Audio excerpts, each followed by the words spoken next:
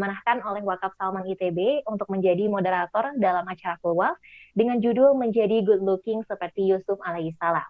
Tentunya dengan pemateri yang luar biasa, yaitu Dr. Muhammad Syamsi Ali LCMA, atau lebih dikenal dengan Imam Syamsi Ali. Beliau pernah menjadi imam di Pakistan, di Timur Tengah, dan saat ini menjadi imam di New York, Amerika. Baik, sebelumnya saya mengajak kepada Bapak, Ibu, dan Mams untuk mengucapkan ta'awuz dan basmalah bersama. Alhamdulillah, bagaimana Bapak, Ibu, dan Mams? Sehat semuanya? Alhamdulillah, semoga kita semua selalu dalam keadaan sehat ya. Dan saat ini pemateri telah hadir di tengah-tengah kita di pagi hari ini. Mungkin di New York beda waktunya lagi. Saya akan sapa terlebih dahulu ya. Assalamualaikum Ustaz Syamsi. Ya, waalaikumsalam warahmatullahi wabarakatuh. Bagaimana kabarnya Ustaz? Baik, alhamdulillah. Sehat. Kalau di Indonesia nih Ustaz, pukul 9 pagi. Kalau di New York sendiri sekarang pukul berapa ya Ustaz? Bedanya 12 jam, jadi di sini pukul 9.12 menit malam sekarang. Oh iya, tentunya malam ya. Meskipun kita perbedaan waktu, tapi alhamdulillah kita bisa dipertemukan di dalam keluar kali ini. Nah baik, alhamdulillah kuliah wakaf ini terselenggara atas donasi dan wakaf dari Bapak dan Ibu semua. Kami mengajak kepada Bapak dan Ibu untuk berdonasi untuk keberlangsungan wakaf ini. Bagi Ibu dan juga Bapak yang tertarik bisa langsung menghubungi kepada admin keluar. Dan acara ini juga terselenggara berkat dukungan dari jamaah keluar sekalian, dari Wakaf Salman ITB, dari peran Smam, Hijabers Mom Community, dan juga dari sponsor Nusantara Foundation. Nah, Ustadz Syamsi Ali ini, Bapak, Ibu, dan Mams, akan membuat pesantren yang bernama Nur Inka Nusantara Madani sebagai sentral dakwah Islam di Amerika. Nah, bagi Bapak, Ibu, marilah kita wujudkan dengan membantu berdonasi, bisa langsung melalui Nusantara Foundation, dan juga bisa melalui kepada Wakaf Salman ITB. Dan juga dengan mitra kolaborasi FAMNI, yaitu aplikasi yang menyediakan berbagai program kelas online dan konsultasi seputar keluarga, seperti parenting, anak-anak, dan juga remaja. Dan tayangan keluar ini atau rekaman webinar dapat lebih mudah disaksikan dan juga secara terpusat melalui aplikasi FAMNI di Play Store dan juga di website di www.famni.live. Baik, sebelumnya saya akan membacakan peraturan keluar terlebih dahulu. Untuk yang pertama, sesi ini akan terbagi menjadi 2 sesi, yaitu 45 menit pemaparan dan 15 menit sesi tanya jawab. Dan yang untuk kedua, bagi Bapak dan Ibu yang ingin bertanya, bisa langsung chat via chat Zoom ataupun WA kepada admin Kulwaf. Dan yang ketiga, mohon untuk menjaga adab selama Kulwaf berlangsung. Dan yang terakhir, tayangan Kulwaf ini bisa dilihat ulang di YouTube-nya Wakaf Salman ITB. Bapak, Ibu, dan Mams tinggal search dengan nama pemateri Dr. Muhammad Syamsi Ali LCMA. Dan juga dengan judul Menjadi Good Looking seperti Yusuf alaihissalam plus Wakaf Salman ITB di kolom search YouTube. Baik Bapak, Ibu, dan Mams, langsung saja kita akan simak bersama pemaparan mengenai menjadi good looking seperti Yusuf alaihissalam itu seperti apa sih? Langsung saja kepada Ustadz Syamsi, dipersilahkan. Baik, terima kasih Mbak Fathia ya. Bismillahirrahmanirrahim. Assalamualaikum warahmatullahi wabarakatuh. Innal hamdalillah nahmaduhu wa nasta'inuhu wa nastahdihi wa nu'minu bihi wa natawakkalu alaihi wa na'udzu billahi min syururi anfusina wa sayyiati a'malina. May yahdihillahu fala mudilla lahu wa man yudlil fala hadiya lahu wa asyhadu an la ilaha illallah wahdahu la syarika lahu wa asyhadu anna Muhammadan abduhu wa rasuluh. La nabiyya ba'dah sallallahu ta'ala alaihi wa ala alihi wa sahbihi wa kulli man tabi'a hudahu wastamsaka bi sunnatihi ila yaumiddin wa ba'd. Pertama-tama tentu seperti biasa, saya hormati para pengurus Wakaf Salman, Bapak dan Ibu semua yang hadir pada acara webinar pagi hari ini waktu Indonesia, malam hari waktu Amerika. Walaupun tentunya pertemuan kita melalui media Zoom ini mudah-mudahan tidak mengurangi keberkahan dan juga tidak mengurangi nilai pahala dari Allah Subhanahu wa taala. Mudah-mudahan kita diberkahi dan diridai selalu oleh Allah Subhanahu wa taala. Tentu satu keharusan ya dalam setiap pertemuan kita mulai dengan mengingatkan diri kita semua untuk sama-sama memanjatkan puji syukur kita kepada Allah. Karena syukur itu sesungguhnya menjadi esensi daripada keberagamaan kita. Artinya segala sesuatu yang kita lakukan dalam agama ini, muaranya itu kepada kesyukuran. Bahkan ibadah-ibadah ritual sekalipun, ibadah mahdhah yang kita lakukan itu, semua bertujuan kepada bersyukur kepada Allah Subhanahu wa Ta'ala. Sebagaimana suatu ketika istri Rasulullah SAW bertanya kepada beliau, ketika beliau setiap malam diwajibkan untuk salat malam, kebanyakan hari-harinya dipakai untuk puasa. Maka istrinya bertanya, kenapa engkau lakukan semua ini ya Rasulullah? Dan jawaban Rasulullah sederhana sekali, tapi itu adalah esensi daripada keberagamaan. Beliau mengatakan, afala akunu abdan syakura.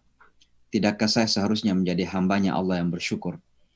Maka segala sesuatu yang kita lakukan dalam agama ini, muaranya, tujuannya adalah untuk menyampaikan ekspresi syukur kita kepada Allah. Maka mudah-mudahan kita termasuk hamba-hambanya yang bisa bersyukur, karena tidak begitu banyak orang yang bisa bersyukur. Wa qalilun min ibadiyas syakur, kata Al-Quran, sangat sedikit di antara hamba-hambaku yang bisa bersyukur.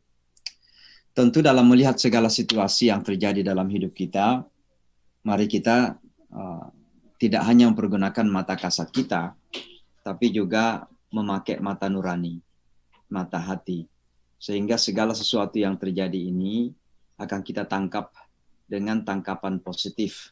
Termasuk barangkali COVID-19, Corona ini kita tidak tahu apa hikmah besar yang Allah letakkan di balik dari musibah ini. Musibah yang saya kira salah satu musibah yang paling dahsyat dalam kehidupan manusia, karena begitu sangat mengglobal. Dan dahsyatnya bagi saya pribadi itu bukan karena banyaknya yang meninggal dunia, bukan karena banyak yang sakit, tapi kedahsyatannya itu dapat diukur dengan baru kali ini ada peristiwa di mana masjid-masjid harus ditutup. Ya, bahkan Masjidil Haram dan Masjid Nabawi pun harus ditutup. Itu menunjukkan the magnitude, ya, tingkat kedahsyatan dari musibah yang kita hadapi ini bernama COVID-19. Ya, mudah-mudahan di satu sisi kita berdoa segera berlalu, tapi di sisi lain mudah-mudahan juga kita mampu untuk membuka mata, tidak sekedar mata kasat, tapi juga mata nurani untuk melihat hikmah-hikmah besar di balik dari peristiwa COVID-19 ini. Terima kasih kesempatan pada malam hari ini. Ya, tentu sangat bersyukur sekali bahwa ada media yang bisa menjadikan kita bersua, bersilaturahmi. Judul kita adalah tentang good looking, yang menjadi good looking seperti Yusuf alaihissalatu wassalam. Saya tadinya agak kurang tahu kemana arah judul ini, karena belum saya melihat penjelasan kira-kira arah judul good looking seperti Yusuf itu bagaimana ya. Apakah akan berbicara tentang kegantenan seseorang dan sebagainya. Tapi tadi saya sudah melihat selintas arah daripada apa yang kita ingin sampaikan. Ya, tentu kalau sekedar kita good looking, saya khawatir jangan-jangan pula ini menjadi salah satu kriteria radikal di Indonesia, ya. Mudah-mudahan tidak. Karena good looking juga terkadang katanya menjadi penyebab radikalisme. Jadi ini penting untuk kita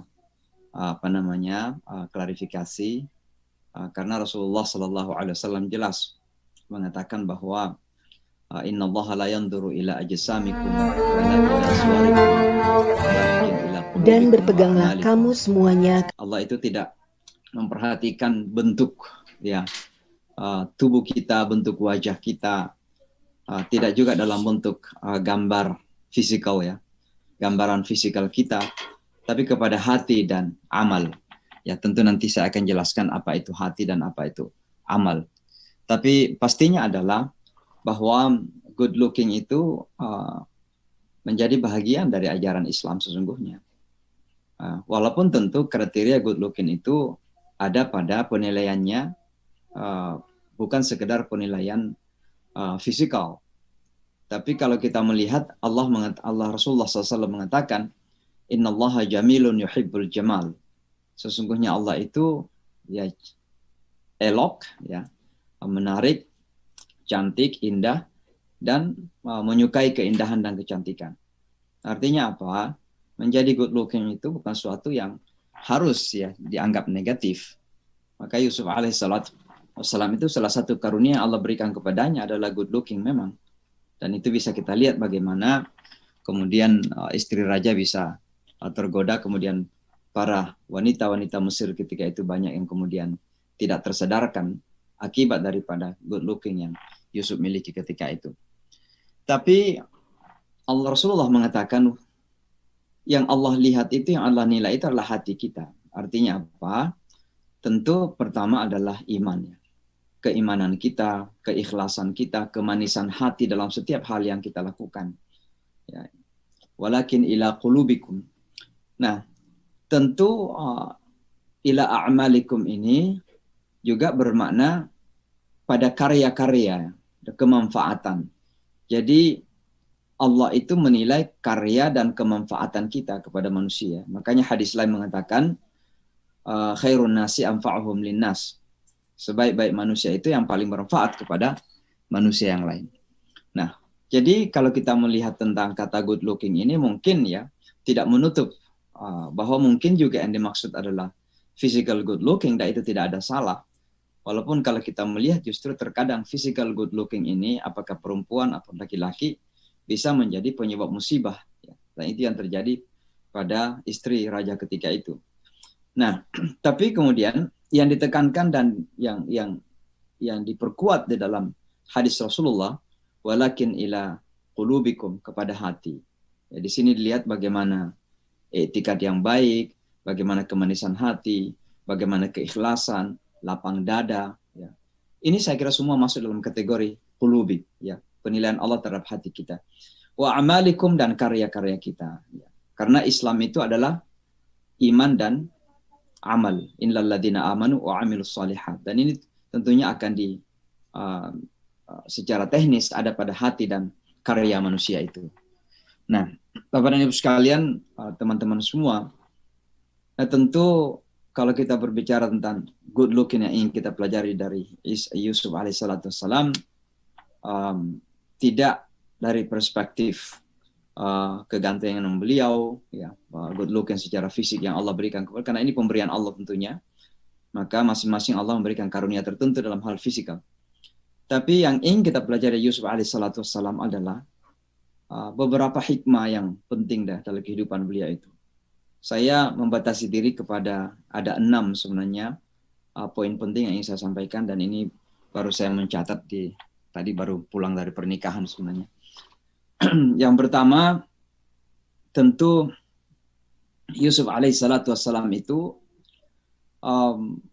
memiliki keyakinan yang sangat rasih, yang sangat dalam sekali, yang sangat kokoh sekali kepada kemahakuasaan Allah Subhanahu wa taala. Bahwa beliau itu tidak pernah goyah dengan tantangan apapun yang dihadapi. Nah, kalau kita melihat tantangan yang dihadapi oleh Yusuf itu dalam kehidupannya, ada pada 2 sisi. Karena tantangan itu ada 2 sisi. Bil khairi wasyarri saja. Ada yang kita anggap baik, dan ada yang kita anggap buruk. Ya.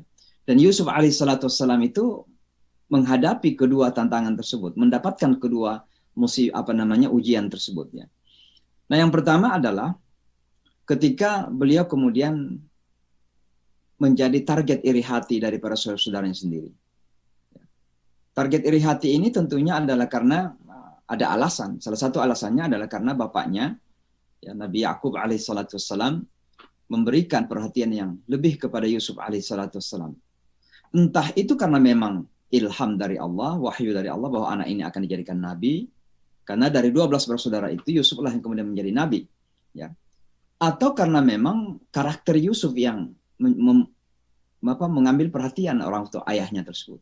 Sehingga ayahnya memiliki perhatian lebih kepada Yusuf, mungkin boleh diterjemahkan oleh saudaranya itu lebih cinta kepada Yusuf, ahabbu, ya, lebih cinta kepada Yusuf daripada saudara-saudara yang lain. Nah, ini yang kemudian menjadikan saudaranya itu kemudian iri hati. Nah, Yusuf alaihissalam menghadapi tantangan ini dalam keluarga sekalipun, saudaranya sendiri yang iri hati. Tidak sekedar iri hati, tapi dengki.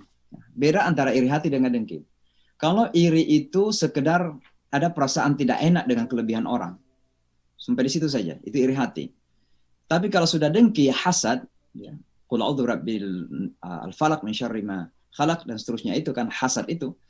Hasad itu adalah berusaha tidak sekedar tidak enak atau sakit hati dengan kelebihan orang, tapi berusaha untuk justru menghilangkan nikmat kelebihan Allah orang itu kepadamu dengan cara ketika apapun. dahulu. Bahkan dengan cara membinasakan orang tersebut misalnya. Dan ini yang kemudian terjadi kepada Yusuf alaihi salatu wassalam. Akhirnya saudara-saudaranya ini membuat makar yang membuat motif muslihat.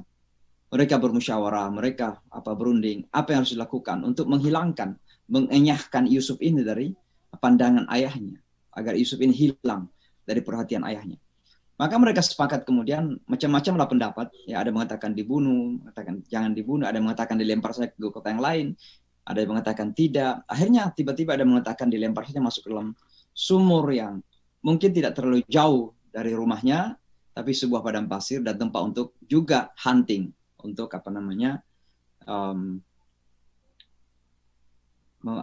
hunting itu apa ya bahasanya, lupa saya, hunting ya. Jadi di tempat inilah kemudian saudara-saudara ini minta izin kepada bapaknya. Ya. Nah awalnya bapaknya sukar memberikan izin.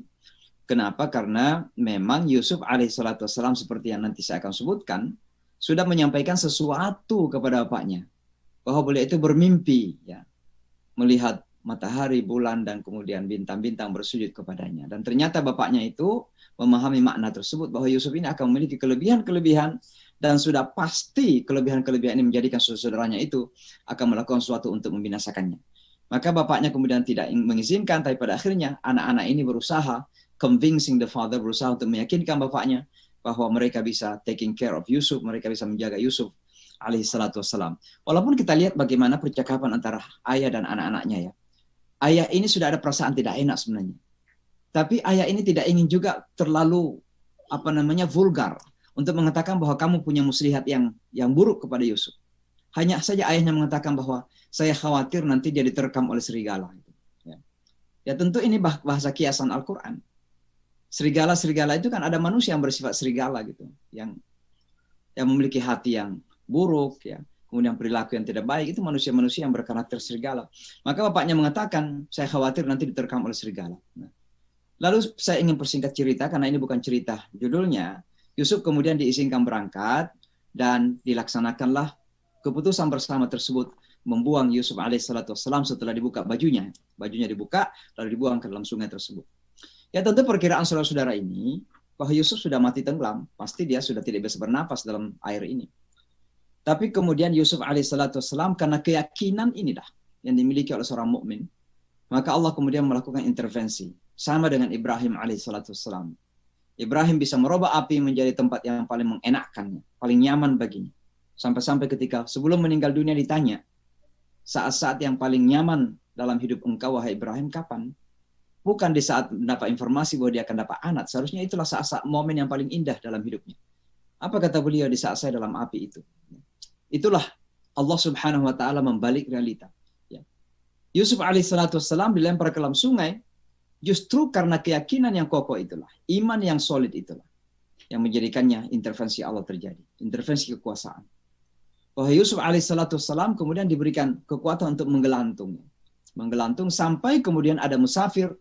Dan musafir ini menuju ke Mesir, ya, dari satu tempat, dan kemudian mereka pasti di setiap ada sumur mengambil perbekalan air.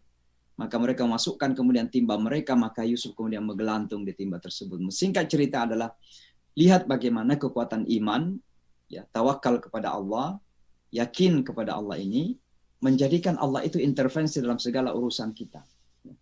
Dan ini harus betul-betul kita pegang, bahwa orang beriman, modal yang terutama dan pertama dalam perjuangan itu, dan modal yang paling kuat adalah modal iman kepada Allah subhanahu wa ta'ala. Ini pelajaran pertama yang kita ambil dari Yusuf alaihissalatu wassalam.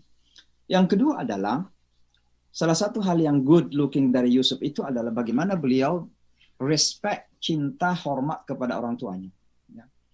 Nah ini saya kira pelajaran sangat penting bagi kita, khususnya pada generasi muda, bahwa memang salah satu jalan untuk sukses dalam kehidupan itu adalah pengabdian kepada orang tua.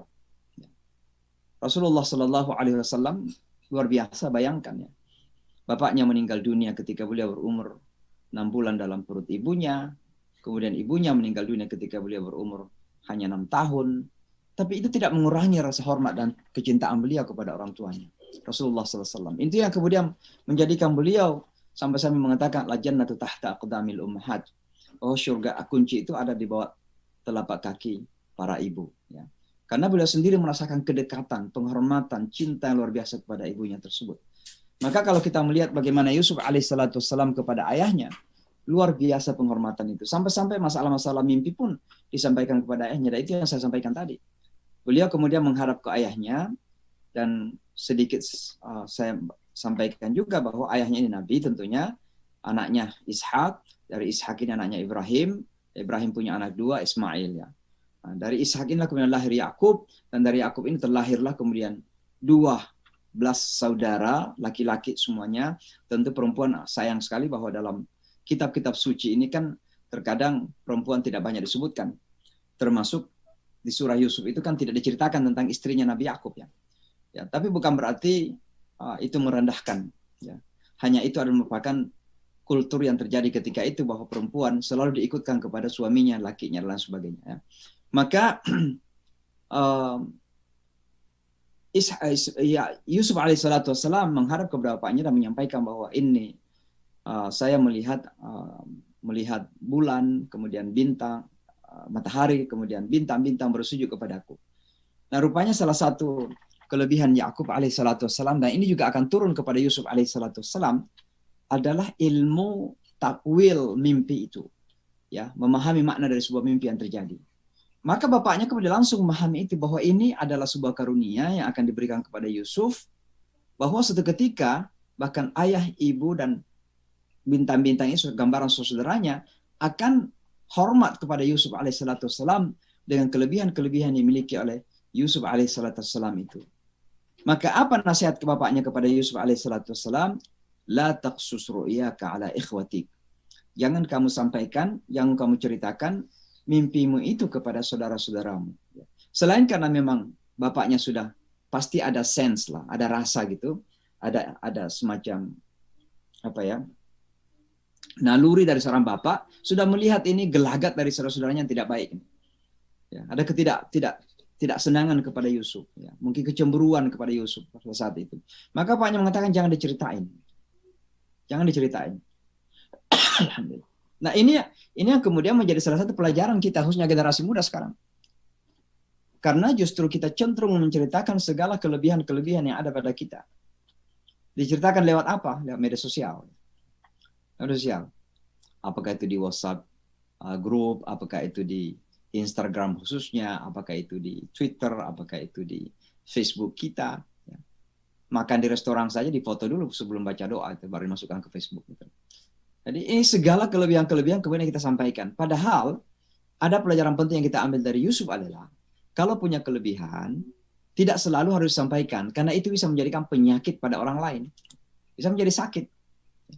Dan oleh karenanya ini pelajaran kedua yang kita ambil, bahwa betapa Yusuf alaihissalam itu sangat hormat, ya, respect kepada ayahnya dan kedua orang tuanya tentunya. Yang ketiga adalah bahwa kita kenal bahwa setelah Yusuf alaihissalam menggelantung di timba para musafir tadi itu, mereka bergembira mendapatkan seorang anak yang cakep gitu, ya, good looking tentunya, Yusuf alaihissalam, dan umurnya mungkin ya 10 tahun, 11 tahun, mungkin kurang dari itu ya, Yusuf alaihissalam. Maka pedagang ini kemudian membawa Yusuf alaihissalam dengan tujuan apa? Bukan untuk dipelihara, kegembiraannya bukan untuk diambil, tapi justru ingin dijual.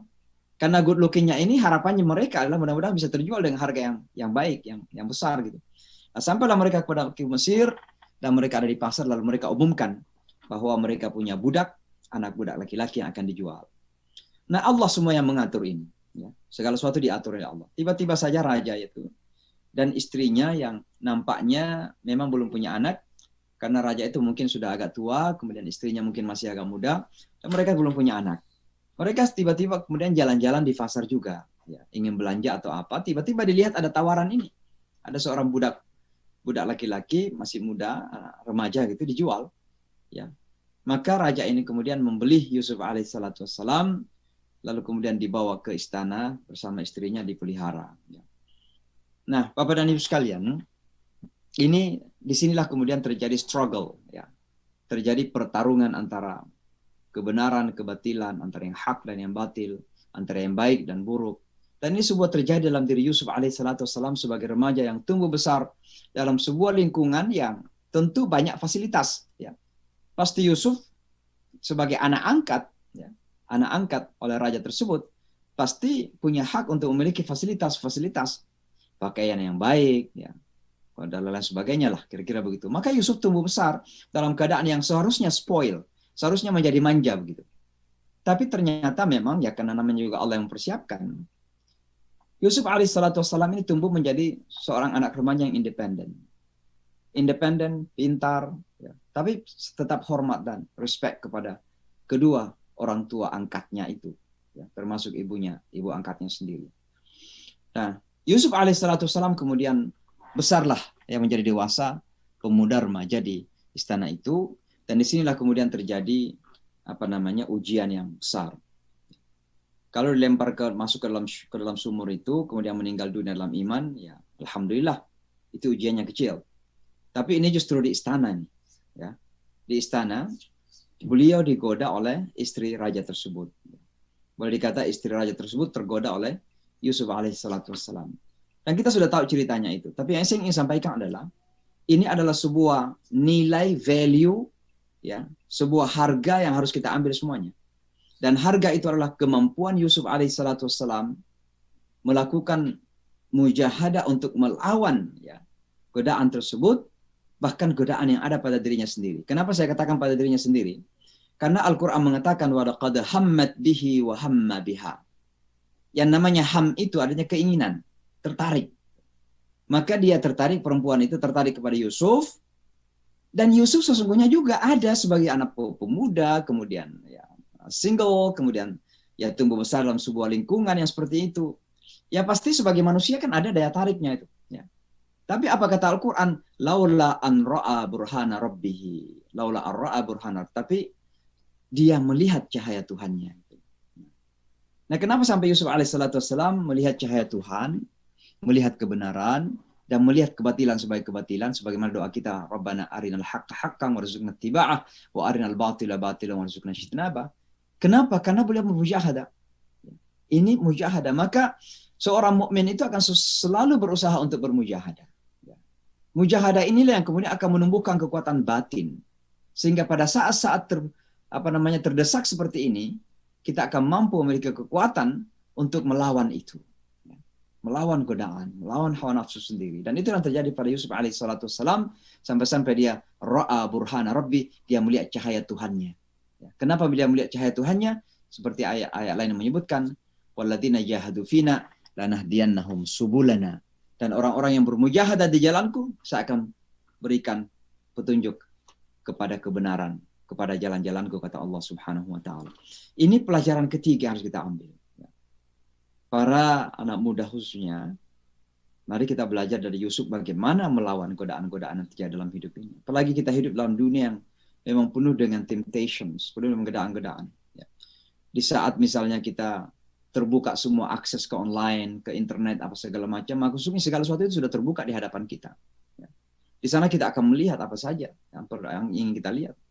Tapi kalau kita memiliki burhan dalam diri kita, kita melihat cahaya Allah, kita melihat kekuasaan Allah, kebesaran Allah, maka di sana kemudian akan tumbuh rasa takut itu. Ya. Dalam surah An-Nazi'at dikatakan, "A'udzubillahi minasyaitonirrajim, fa amma man khafa maqama rabbih." Maka barang siapa yang takut dengan maqam Tuhannya, ya, dengan kekuasaan, dengan posisi Tuhan yang berkuasa, yang maha melihat, maha mendengar, maha mengetahui, ya. Fa amma man khafa maqama rabbih fa nahan nafsa. Di sini kemudian terjadi nahyun nafs. Kemampuan kita menahan nafs itu adalah karena kita takut kepada Allah Subhanahu wa taala. Maka ini pelajaran ketiga yang penting kita ambil dari Yusuf sebagai bagian dari good looking tersebut. Nah, yang keempat adalah komitmen Yusuf alaihissalatu wassalam untuk menyampaikan dakwah ini dalam keadaan bagaimanapun. Nah, itulah yang kemudian terjadi karena beliau kemudian tidak menerima godaan daripada istri raja tersebut. Maka istri raja ini punya komitmen ingin membinasakan Yusuf, bahkan memasukkan Yusuf ke dalam penjara. Dan ternyata keinginannya berhasil. Yusuf sendiri itu berdoa kepada Allah. agar dijaga dari godaan wanita tadi. Bahkan beliau mengatakan wasijnu ahabbu ilayya, penjara pun lebih baik bagi saya, dan ternyata itu dikabulkan oleh Allah. Belakangan Yusuf alaihissalam dipenjara dengan tuduhan-tuduhan yang tidak masuk akal. Maka kemudian masuklah Yusuf ke dalam penjara itu. Tapi di dalam penjara itu Yusuf alaihissalam tidak menyia-nyiakan. Justru kemudian beliau dalam keadaan susah seperti itu, dalam keadaan tertantang yang sangat berat seperti itu, beliau kemudian tetap menyampaikan dakwah. Tapi Yusuf menyampaikan dakwah bukan menyampaikan dakwah semau gue, bukan. Ada beberapa hal yang harus kita bisa pelajari dari peristiwa itu. Yang pertama, Yusuf alaihissalam menyampaikan dakwah berdasarkan ilmu. Ya, makanya ketika beliau diminta untuk menafsirkan mimpi dua orang yang dipenjara, anak muda yang dipenjara itu, salah satu ilmu Yusuf alaihissalam adalah ilmu ta'wil al-ahlam, ilmu penafsiran mimpi seperti bapaknya tadi, jago menafsirkan mimpi, Yakub alaihissalam. Maka kelebihan Yusuf dalam menafsirkan mimpi ini dipakai untuk sebagai jalan dakwah itu. Artinya apa? Secara umum, secara general, para dai itu harus memiliki ilmu. Dan ilmu itu tentunya harus disesuaikan. Maka kalau kita berdakwah kepada para arsitektur, ya akan lebih kena kalau seorang arsitektur yang berdakwah. Kalau kita berdakwah kepada seorang ahli ekonomi, ya pasti yang jago ekonomi akan lebih pas berdakwah begitu. Ya. Terkadang ustadz ini kan hanya menyampaikan ayat dan hadis-hadis saja, tapi tidak mampu menjelaskan secara detail tentang masalah-masalah yang justru menjadi perhatian dari objek dakwah kita. Ini juga termasuk kalau kita berdakwah di Amerika misalnya, maka mau tidak mau kita harus tahu tentang Amerika itu. Kita harus tahu tentang orang-orang Amerika. Kita harus punya ilmu tentang Amerika dan apa itu, dan siapa orang-orang Amerika itu. Kalau kita main metode bulldozer atau komunikasi bulldozer, maka kita cenderung menyampaikan apa saja, dan terkadang justru feedbacknya menjadi negatif. Bukan berdakwah dalam arti mengajak, tapi dakwah dalam arti mengusir. Maka ada orang yang berdakwah bukan mengajak, padahal esensi dakwah itu kan mengajak, mengundang, itu dakwah artinya. Ad-da'wah ilal walimah, undangan kepada perkawinan misalnya, namanya dakwah. Ya. Tapi ini orang bukan berdakwah, justru mengusir. Kenapa? Karena komunikasi yang dipakai adalah komunikasi yang tidak berbasis ilmu dan bersifat bulldozer. Pokoknya dihancurkan semuanya. Terkadang jangankan teman-teman non-muslim, anak remaja kita sendiri, anak muda kita sendiri kok sudah malas datang ke masjid. Saya suatu ketika pernah ketemu beberapa anak remaja, kok ini jarang sekali ke masjid. Anak ini saya tanya, kenapa kamu nggak mau ke masjid? Dia katakan, saya malas. Loh, kenapa malas? Setiap kali ke masjid yang saya dengar orang marah-marah katanya. Karena imamnya kalau ceramah kayak marah gitu. Dan nggak connected, nggak nyambung itu. Nggak tahu gimana wawasan cara berpikir dari objek dakwah kita. Maka Yusuf alaihissalam menyampaikan dakwah di penjara ini, itu karena dia tahu menafsirkan mimpi. Dia tahu bahwa orang ini membutuhkan. Sama juga kita berdakwah di Amerika ini, kita harus tahu apa kebutuhan Amerika. Ya kalau sekedar kita datang menyampaikan ayat Al-Quran, hadis-hadis saja, tidak bisa mengimplementasikan berdasarkan kebutuhan orang Amerika yang sangat rasional, maka tidak akan terima. Wah, ini bacaan apa gitu. Ini sangat penting sekali. Jadi maksud saya adalah bahwa pertama Yusuf alaihissalam tidak mundur dari komitmen dakwah walaupun dalam keadaan terpenjara. Inilah komitmen yang kita pakai. Inilah kejiwaan yang kita pakai. Inilah mentalitas yang kita miliki di dalam menyampaikan kebenaran itu. Bahwa situasi apapun kita tidak akan mundur hanya karena perubahan-perubahan situasi.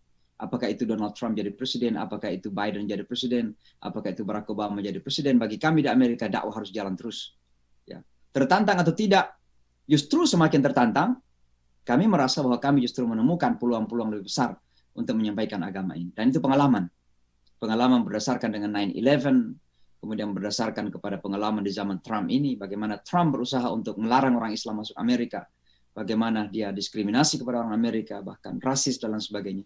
Tapi semua itu justru membuka peluang-peluang yang lebih banyak lagi untuk kita mendakwakan ajaran agama ini. Maka kesimpulannya adalah kita jangan pernah menjadi minder, menjadi kecil, mundur ke belakang hanya karena tantangan yang kita hadapi. Itu adalah spirit, semangat yang dimiliki oleh Yusuf alaihissalam yang harus kita ikutin. Nah, tentu yang sebelum terakhir, yang keenam adalah bahwa Yusuf alaihissalam memiliki good looking dalam hal karakter pemaaf ya. Jadi bayangkan, saudara-saudaranya itu luar biasa ya.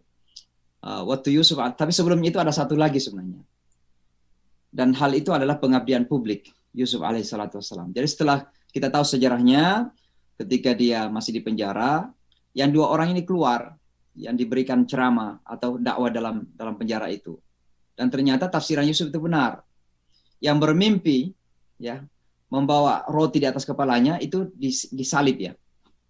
Karena rotinya itu kemudian dimakan oleh burung, dan ternyata dia disalib, dan memang dia termakanlah burung-burung pada masa itu cara menghukum ketika itu. Sementara yang membuat anggur ya kembali melayani raja di istana. Nah, tiba-tiba saja raja ini punya mimpi-mimpi yang aneh gitu. Dia mimpi ada 7 sapi yang gemuk memakan 7 sapi yang kurus gitu. Dan ternyata ahli mimpi para raja ini pun tidak tahu apa penafsirannya itu. Maka anak muda ini teringat bahwa ada orang yang ahli tafsir mimpi di penjara tadi itu. Ini sudah bertahun-tahun nih. Maka raja ini kemudian mengutus dia untuk memanggil Yusuf alaihissalatu wassalam. Ya. Tapi Yusuf alaihissalatu wassalam tidak memenuhi panggilan itu begitu saja. Beliau memberikan beberapa persyaratan-persyaratan.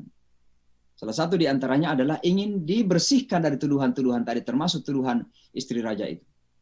Maka beliau mempersyaratkan bahwa kalau saya menghadap raja, harus ada pengakuan bahwa istri raja bersalah. Nah ini kan penting sekali. Ada orang yang dipenjara tapi tidak bersalah, maka setelah keluar itu harus dibersihkan. So tidak bagaimanapun juga, walaupun dia innocent, tidak bersalah, pasti akan disalahkan oleh masyarakat. Ya. Ada semacam guilty ya, yang tidak sesuai. Maka Yusuf alaihissalatu wassalam kemudian keluar dan memberikan tafsiran kepada mimpi raja tersebut. Saya tidak ingin menyebutkan apa tafsiran itu karena kita sudah baca dalam Al-Quran. Tapi intinya adalah kemudian raja menawarkan kepada Yusuf alaihissalatu wassalam untuk menjadi pejabat. Dan Yusuf alaihissalatu wassalam sendiri meminta bukan meminta jabatan, tapi meminta posisi tertentu. Artinya apa? Ada beberapa pelajaran penting di sini. Pertama, mengambil sebuah amanah publik itu adalah ibadah sesungguhnya. Tidak ada salahnya menjadi pegawai, tidak ada salahnya menjadi menteri, bahkan tidak ada salahnya menjadi presiden. Tapi tujuannya adalah untuk memberikan pelayanan, untuk beribadah kepada Allah tentunya.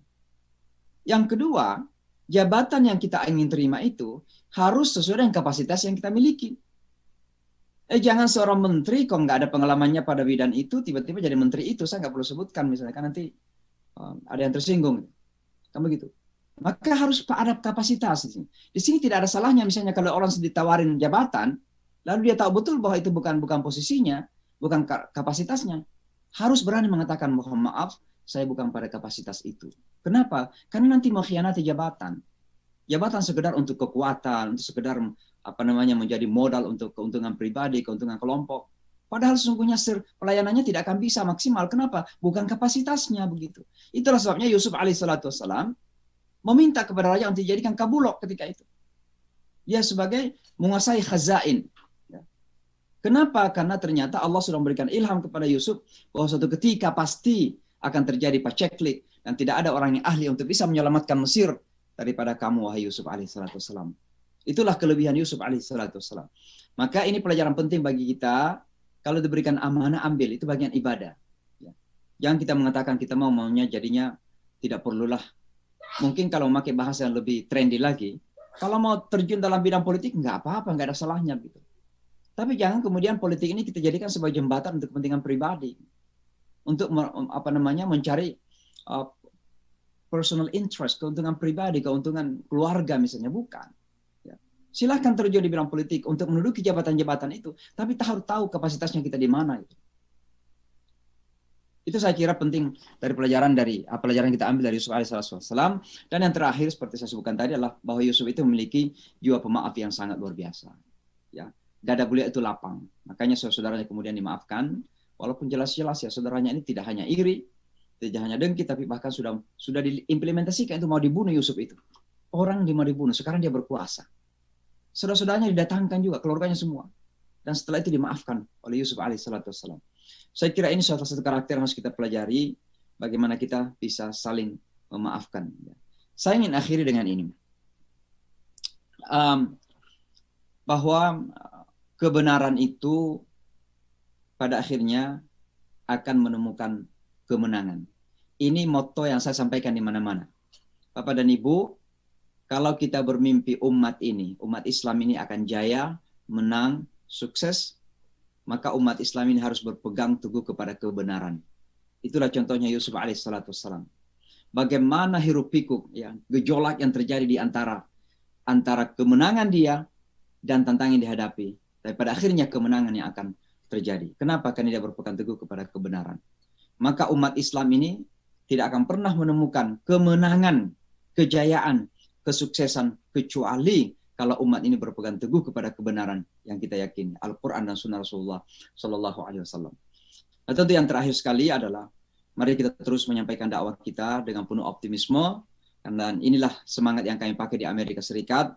Seperti yang disebutkan tadi bahwa saya sekarang ini ya selain masih memimpin Islamic Center, namanya Jamaica Muslim Center, juga melalui yayasan kami Nusantara Foundation berusaha untuk mewujudkan pesantren pertama di bumi Amerika. Nah, pesantren ini kita lakukan karena pertama memang kita ingin menampilkan bahwa Indonesia itu can do something big. Indonesia bisa melakukan sesuatu yang besar. Ya. Mendirikan pesantren di Amerika ini beda mendirikan pesantren di Bogor atau di Sulawesi. Gitu. Ini di Amerika. Dan ini sesuatu yang sangat besar. Ya. Dan oleh karenanya kita ingin mengatakan bahwa Indonesia kok bisa melakukan sesuatu yang besar. Indonesia itu bukan bangsa kecil, bangsa besar. Ya. Sejarahnya besar, punya potensi yang besar, luar biasa. Hanya saja kadang kita tidak menjalani potensi itu yang ada pada kita. Gitu. Nah, saya memang selalu kembali ke Indonesia dan terus-menerus ingin melakukan fundraising di Indonesia. Karena saya ingin 10 tahun, 20 tahun yang akan datang, bahkan mungkin saya sudah tidak ada di sini, saya ingin orang mengingat ini, melihat itu, pesantren ini sebagai sumbangan Indonesia, the largest Muslim country in the world, negara Muslim terbesar dunia. Jadi jangan kita hanya bangga dengan slogan Muslim terbesar, tapi kok tidak pernah ada kontribusi besar dalam dunia dakwah global kita. Dan mudah-mudahan pesantren ini bisa menjadi salah satu fondasi bagi Indonesia untuk melakukan dakwah global di dunia Amerika, minimal di Amerika Serikat insya Allah. Saya kira demikian ya. Mudah-mudahan ada manfaatnya. Mohon maaf atas segala kekurangan. Hadanallahu wa iyyakum ajma'in. Wassalamualaikum warahmatullahi wabarakatuh. Waalaikumsalam warahmatullahi wabarakatuh.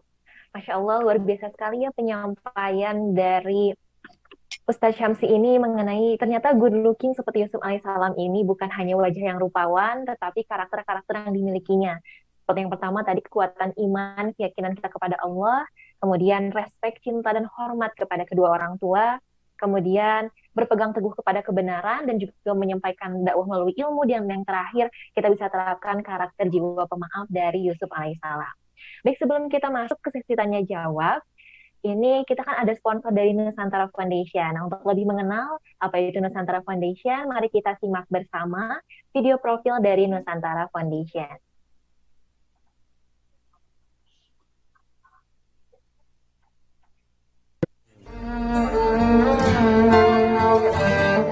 Dan berpeganglah kamu semuanya kepada tali agama Allah. Dan janganlah kamu bercerai-berai, dan ingatlah akan nikmat Allah kepadamu ketika dahulu masa jahiliyah bermusuh-musuhan.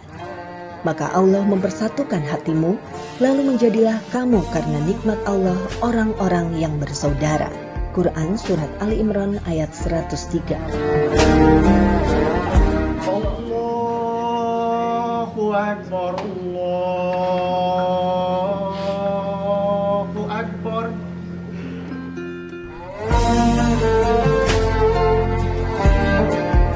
Islam hadir di bumi Amerika dan dunia dengan damai.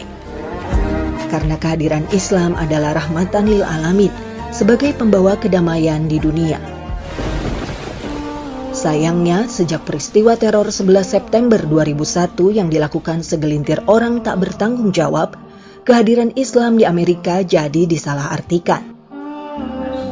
Imam Syamsi Ali berusaha untuk menghilangkan stereotip tentang Islam yang sudah terlanjur terbentuk di tengah masyarakat Amerika. And so, let me say this.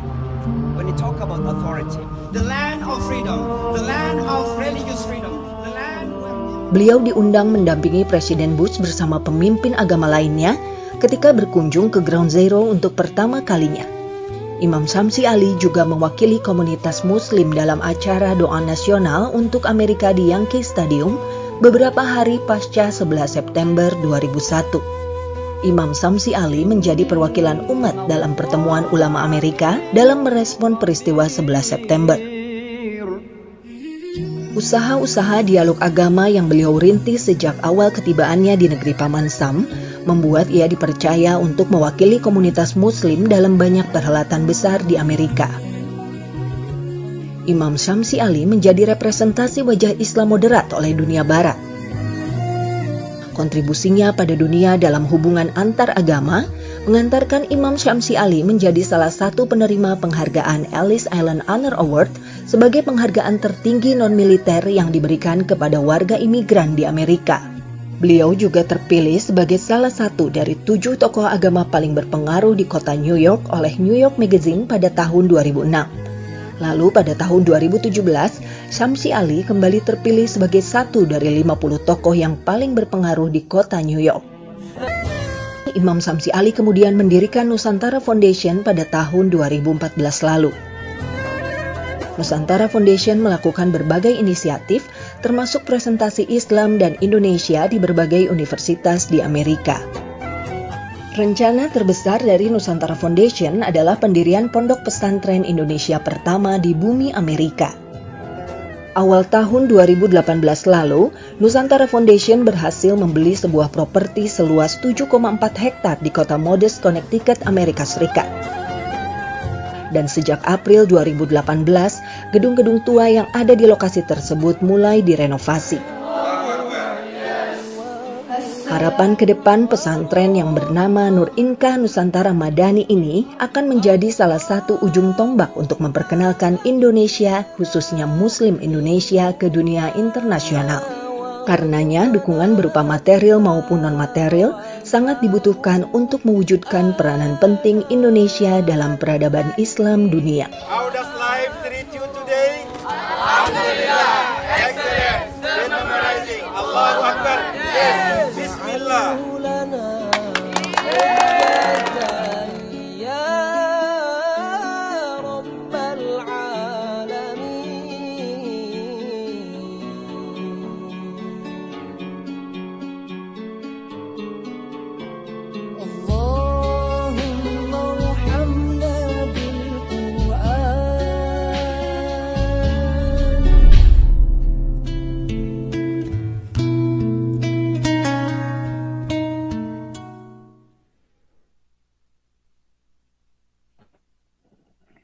Masya Allah, itu dia tadi penayangan dari video profil Ustadz Syamsi Ali dan juga Nusantara Foundation. Luar biasa sekali ya perjalanan prosesnya dalam menciptakan peradaban Islam di Amerika, dan semoga pesantrennya bisa segera terwujudkan dan juga Bapak Ibu bisa berdonasi langsung melalui Nusantara Foundation ataupun kepada Wakaf Salman ITB. Baik, untuk selanjutnya ini sudah ada pertanyaan yang masuk. Ada dari Mam Wita. Bismillah, izin bertanya Ustadz, langkah-langkah apa sajakah yang bisa kita lakukan agar bisa selalu menjalankan kebenaran? Karena di Indonesia sekarang ini seringkali diputarbalikkan posisinya menjadi yang salah. Jazakallah khairan. Iya, Bagaimana Ustadz? jadi memang berislam di tengah-tengah mayoritas Muslim itu di satu sisi ada kemudahan-kemudahan, tapi di sisi lain justru terkadang menemukan tantangan yang lebih berat juga. Karena di sana kemudian kita teruji bagaimana menyikapi tantangan tersebut. Saya kira dalam hal ini ya, kita ini kan berislam pertama kali kita niatkan memang ikhlas ya. Wa ma umiru illa liya'budullaha mukhlisin. Untuk beribadah kepada Allah, keimanan kita kepada Allah, segala hal yang kita lakukan juga untuk Allah. Maka Allah ini menjadi gayatuna, tujuan kita. Kita beristiqamah saja, jalanin saja. Jalanin itu tentu banyak hal yang akan menggoda. Bisa godaan yang enak, bisa godaan yang menyakitkan. Yang enak itu mungkin tiba-tiba keadaan lingkungan menggoda kita untuk menjadi bagian dari lingkungan yang sudah tidak Islami itu. Atau sebaliknya, karena adanya tantangan, kemudian kita tergoda untuk marah. Nah, marah tidak ada masalah. Saya selalu mengatakan bahwa terkadang pelecehan kepada agama ini, termasuk misalnya apa yang terjadi di Perancis kemarin, itu adalah ujian kepada kita dalam dua hal. Pertama, ujian iman. Yang kedua, ujian akhlak. Ujian iman ini artinya apa? Kalau Nabi kita dihina, Nabi kita dicaci, direndahkan, ya, di-insult dalam bahasa Inggrisnya, tapi kemudian hati kita biasa-biasa saja, malah tidak merasa tersinggung, tidak merasa sakit, maka berarti ada sesuatu yang salah dengan hati kita. Saya biasa mengatakan kita perlu ke bengkel hati. Karena Nabi ini adalah masalah iman bagi kita. Nah, kita khususnya yang orang Melayu ini kan boleh jadi nggak ada sama sekali hubungan darahnya dengan Rasulullah SAW. Tapi cinta kita kepada Nabi ini tidak kalah daripada cintanya mereka yang merupakan anak cucu Rasulullah SAW. Yang biasa disebut habaib. Kenapa? Karena ini adalah ikatan iman gitu. La ilaha illallah Muhammadur Rasulullah. Maka orang yang nabinya dicaci, nabinya kemudian diserang, direndahkan, tapi tidak ada sensitivitas iman yang terjadi di situ, maka ada masalah dengan iman itu. Ya, ini ujian pertama ini, ujian iman. Sebab ada orang Islam yang merasa biasa-biasa saja nabinya dicaci maki dan seterusnya. Tapi ada juga ujian akhlak di situ. Ujian akhlak itu apa? Bahwa Nabi bukan berarti tidak pernah dicaci, dihina pada zaman itu. Bahkan beliau itu dijuluki sebagai kadzabun, pendusta, sahirun, ahli sihir, majnun, orang gila. Tapi kan Nabi dalam sejarahnya belum pernah kita menemukan pernah berkata kasar sekalipun kepada orang, apalagi nempelin, apalagi membunuh orang. Mampu nggak kita mengikuti akhlak Nabi ini? Jadi hati kita sakit memang, kita marah. Tapi kemarahan kita itu, orang Islam, ya, kemarahan ini kita jadikan jembatan untuk melakukan sesuatu yang bersifat konstruktif. Misalnya kami di Amerika Serikat, ketika dulu ada pembakaran Al-Quran ya di Florida, kami tidak marah, tersinggung. Bagi kami Al-Quran itu adalah kitab ya, bukan sembarang kitab suci kita. Maka direndahkan seperti itu tidak marah. Tapi kan kami tidak membakar Injil atau membakar gedung dan seterusnya. Apa yang kami lakukan? Kami mendekati pemimpin agama Kristen dan mengatakan, bagaimana rasanya kalau agama kamu diperlakukan seperti itu? Sekedar mengetuk nuraninya lah. Dan ternyata apa yang mereka lakukan? Minimal ada 4 gereja yang undang saya ketika itu untuk ceramah mengenai Al-Quran. Artinya apa? Ada orang yang mau bakar Al-Quran, sekarang gereja-gereja justru membuka pintunya untuk kita menyampaikan apa itu Al-Quran. Ini kan respon yang konstruktif. Maka kalau kita di Indonesia juga menghadapi tantangan-tantangan seperti ini, pertama kita istiqamah saja. Ya. Dan kita jalankan Islam ini apa adanya gitu, jangan dilebih-lebihkan. Ada satu hal di Indonesia yang mungkin saya sebagai orang Indonesia mungkin saya perlu kritik diri saya sendiri sebagai bagian dari bangsa ini. Terkadang agama ini mudah untuk kita politisir. Ya. Maksudnya apa? Bukan berarti memisahkan agama dari politik atau politik dari agama. Karena bagi kita kehidupan itu satu kesatuan. Ya, Islam ini menunjuki kita juga dalam berpolitik. Ya. Maka tidak bisa dipisahkan. Tapi yang salah adalah ketika Islam ini dijadikan sebagai alat politik saja. Mungkin candaannya itu ketika kampanye baca ayat kursi. Ketika sudah dapat kursinya, ayatnya dilupakan, kira-kira begitu ya. Maka ini yang saya terlihat di Indonesia ini, kadang orang begitu nampak seperti sangat agamis sekali karena ada emosi politik yang terjadi. Nah, mari kita menjalankan agama ini dengan lurus-lurus sajalah. Tidak terlalu ke kanan, tidak terlalu ke kiri. Siratul mustaqim itu jalan lurus gitu. Ya, dan seterusnya. Nah, tentu yang terakhir sekali, ya, kalau kita merasa ada kemungkaran-kemungkaran yang terjadi di tengah masyarakat, maka mari kita menjadi agen perubahan. Ya, man ra'a minkum mungkaran falyughayyirhu biyadihi. Siapa melihat kemungkaran, maka rubahlah dengan tangan. Tangan itu bukan berarti mukul orang, tapi otoritas gitu, kekuasaan. Ya. Tapi kalau misalnya belum ada kekuasaan, maka pakailah lisan. Ya. Dengan kita mengingatkan, kita ceramah, kita tausiah kepada orang, mengingatkan ya.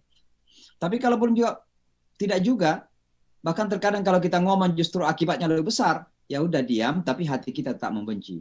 Fabi qalbihi, dengan hatinya. Tapi kata Rasulullah, wa dzalika adhaful iman, itu adalah bentuk keimanan yang paling rendah, kata Rasulullah sallallahu alaihi wasallam. Wallahu a'lam bishawab. Baik, Masya Allah. Semoga bisa menjawab pertanyaan Mamita. Karena berhubung sudah menunjukkan pukul 10:05, mungkin untuk selanjutnya closing statement dari Ustadz Syamsi. Disilakan. Ya, jadi saya kira singkat saja ya. Terima kasih banyak dan mudah-mudahan pertemuan kita diberkahi oleh Allah Subhanahu wa taala. Apalagi memang saya dengar Wakaf Salman ada rencana untuk ikut mengambil bahagian dari perjalanan dakwah kita ini, khususnya dalam upaya membangun pondok pesantren kita. Kami di Amerika Serikat tetap memiliki optimisme yang tinggi bahwa insya Allah pada akhirnya nanti Islam ini akan menjadi satu kekuatan besar di Amerika. Bapak dan Ibu, kita sering mengeluhkan kenapa kebijakan Amerika itu begitu. Kebijakan luar negeri khususnya. Kebijakan luar negeri di Timur Tengah misalnya. Itu karena memang dinamika dalam negeri Amerika. Maka siapapun jadi presiden, jangan terlalu berharap akan merubah kebijakan misalnya di Timur Tengah. Ya karena kebijakan luar negeri itu gambaran tentang keadaan dalam negeri. Di Amerika Serikat ini ya Islam belum terlalu kuat, Islam masih terlalu dipandang sebelah mata, maka inilah usaha kami untuk berdakwah. Dakwah kami di Amerika ini bukan sekedar menyampaikan Islam begitu saja, tapi tujuan kita adalah bagaimana melakukan perubahan mendasar di Amerika Serikat. Dan perubahan mendasar ini yang kemudian nanti akan mempengaruhi kebijakan para pemimpin Amerika di masa-masa yang akan datang, termasuk dalam melihat konflik Timur Tengah, khususnya Palestina dan Israel. Kalau selama ini kita dengar kenapa selalu berpihak kepada Israel, ya karena yang kuat memang Yahudi kan. Punya modal, ya, punya media. Nah, tantangan bagi kami umat Islam bagaimana memperkuat diri. Maka mudah-mudahan pesantren yang kita dirikan ini bisa menjadi salah satu jembatan yang akan kita jadikan sebagai tempat berjalan menuju kepada kekuatan tersebut. Kita ingin membangun basis kekuatan di Amerika dan kita ingin kekuatan ini bukan sekedar di aspek agama saja, bahwa masjid-masjid kita semakin ramai, tapi juga akan berpengaruh kepada kehidupan publik Amerika Serikat, termasuk dalam masalah kebijakan politiknya. Oleh karenanya doakan terus-menerus, mohon doa dan dukungan tentunya. Mudah-mudahan mimpi kami yang saya mengistilahkan mimpi yang sangat berambisi ini, mudah-mudahan Allah mudahkan. Ya, tapi sekali lagi insya Allah mimpi orang beriman itu adalah sebuah realita dan mimpi orang beriman itu adalah di saat-saat terjaga, bukan di saat tertidur.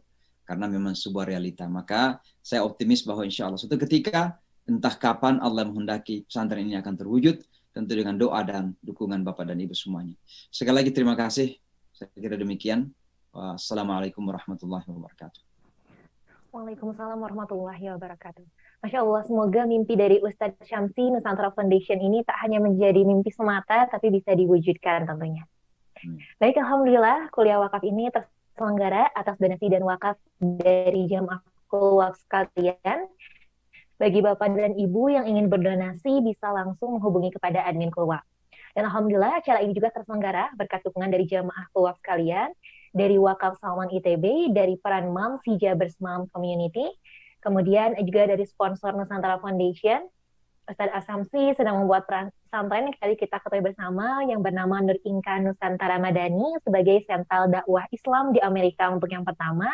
Untuk itu mari kita wujudkan dengan berdonasi melalui Nusantara Foundation ataupun melalui Wakaf Salman ITB.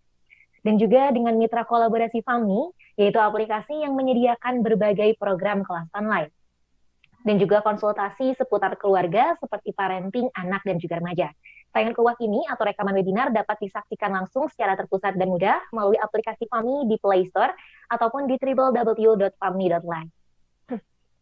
Baik, saya ucapkan terima kasih kepada Ustadz Syamsi sebagai pemateri yang telah meluangkan waktunya di sharing Kulwak kali ini. Kemudian berterima kasih juga kepada para peserta Kulwak, kolaborator acara, dan juga sponsor. Mari kita tutup dengan mengucapkan hamdalah, alhamdulillahirabbil alamin. Kemudian membaca istighfar, astagfirullahalazim, dan doa kafaratul majelis. Subhanakallahumma wa bihamdika asyhadu an la ilaha illa anta astaghfiruka wa atubu ilaik. Terima kasih, saya Fathia pamit undur diri. Mohon maaf apabila ada kesalahan kata dan perbuatan. Terima kasih. Wassalamualaikum warahmatullahi wabarakatuh. Salam.